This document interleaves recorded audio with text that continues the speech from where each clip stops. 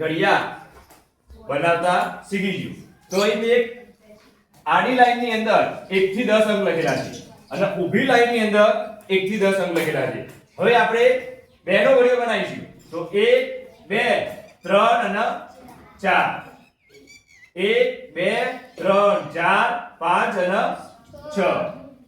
પછી 1 2 3 4 5 6 7 8 9 10 11 12 13 14 15 16 17 18 19 20. તો અહીં આપણે જોઈ શકીએ છીએ કે બે નો ઘડિયો તૈયાર થઈ ગયો.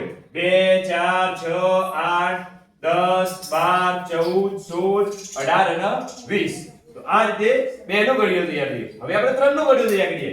તો 1 2 3 4 5 6 7 8 9 10 11 12 13 14 15 16 17 18 19 20 21 22 23 24 25 26 27 28 29 30. હવે ત્રણ નો ઘડિયો તૈયાર થઈ ગયો.